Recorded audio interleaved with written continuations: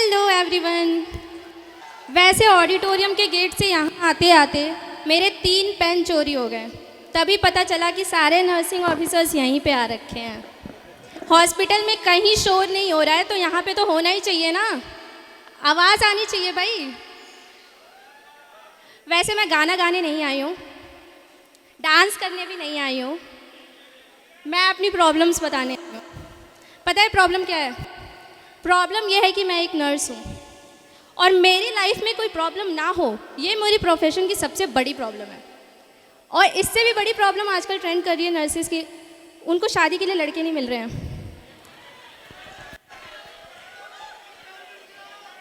Nurses को शादी के लिए लड़के नहीं मिल रहे हैं।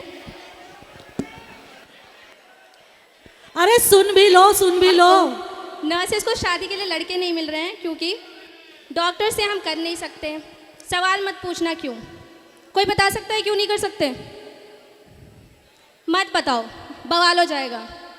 आईटी वालों को आईटी वाली लड़कियां चाहिए और नर्सिंग में जो 20% लड़के आते हैं वो पहले से ही मैरिड होते हैं। क्या बात है भाई।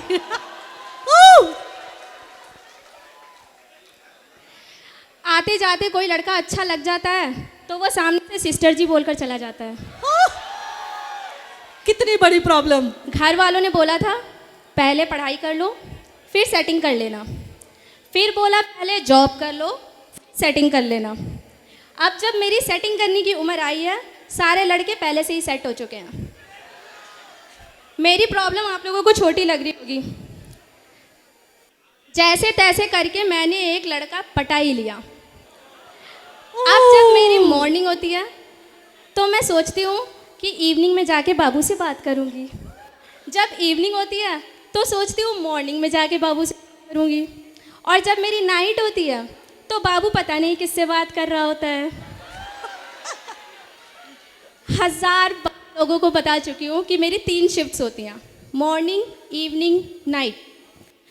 नहीं कहाँ से कोई आ जाता है, मैडम सैटरडे संडे तो ऑफ होता होगा। अगर बाई चांस मेरी सैटरडे संडे ऑफ हो जाए ना, मेरे घर मत आ जाना। मैं तो इतनी फ्रस्ट्रेट हो चुकी हूँ ना इस ज़िंदगी से, कभी कभी मन करता है कि रिज़ाइन कर दूँ। फिर सोचती हूँ कि मेरी जो लाइफस्टाइल मेंटेन हो रही है, मेरे ज़ोमैटो का खर्चा, स्विगी का खर्चा, ऑनलाइन शॉपिंग का खर्चा, सवाना, मित्रा, मीशो, यहीं से तो होता है।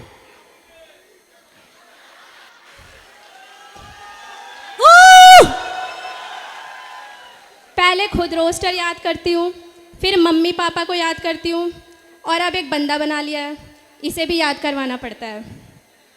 बहुत प्रॉब्लम्स हैं। अब मेरा कंपटीशन किसी मेडिकल वाले से नहीं, एक नॉन मेडिकल वाले निहायत ही बदतमीज़ लड़के से है जो मेरा भाई है। पहले उसने बीटेक की, फिर आईटी वालों ने उसे वर्क फ्रॉम होम दे दिया। अब जब मैं घर से निकलती हूँ जॉब के लिए वो सो रहा होता है, जब मैं घर पहुँचती हूँ जॉब करके वो सो रहा होता है, और जब मेरा ऑफ होता है लैपटॉप सर पे रख के सो रहा होता है। दुनिया भर का सारा काम हम मेडिकल वाले ही कर रहे हैं क्या? ये बात समझ में नहीं आ रही मुझे। पता नहीं वो कौन था जिसने बेटी बचाओ बेटी पढ़ाओ का नारा लगाया था। मेरे मम्मी पापा ने बेटी को बचा लिया और बेटी को पढ़ा दिया, और एम्स वालों ने 80-20 ला करके हम बेटियों को नौकरी भी दे दी। पर कोई पूछ तो लो, हम बेटियों को करनी है क्या? हम स्मार्ट इंडिपेंडेंट वुमेन नहीं, मुझे शादी करनी है। शादी करके छत पे धूप पे बैठ के मूंगफलियाँ छील के खाना है, अपनी सास से बैठ के ननद की चुगली करनी है। पता नहीं क्यों पढ़ा लिखा के मुझे इतना सक्सेसफुल बना दिया है। यहाँ मुझसे मेरी स्किन केयर नहीं हो रही है, शादी क्या खाक हो पाएगी? धीरे धीरे करके हम नर्सिंग वालों को अपना प्रोफेशन अच्छा लगने लगता है। फिर कहीं से कोई उठ के आ जाता है, बोलता है बेटा थोड़ा सा और पढ़ लेते ना तो डॉक्टर बन जाते।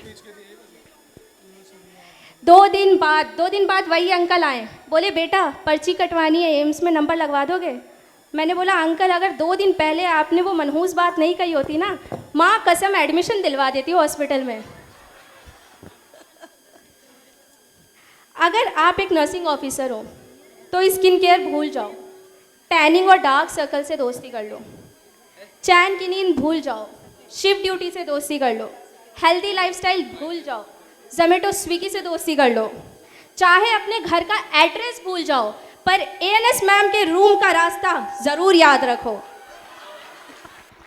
And last but not the least, sorry madam, I won't repeat it. ये बात जितनी जल्दी याद कर लोगे उतना बेहतर रहेगा आपके लिए। क्या बात है, क्या बात है। अब मुझे समझ में आ गया है, प्रॉब्लम मेरे प्रोफेशन में नहीं है, प्रॉब्लम मुझ में है। मेरा प्रोफेशन वहाँ है, वहाँ, और मैं समवेयर यहाँ। Thank you everyone.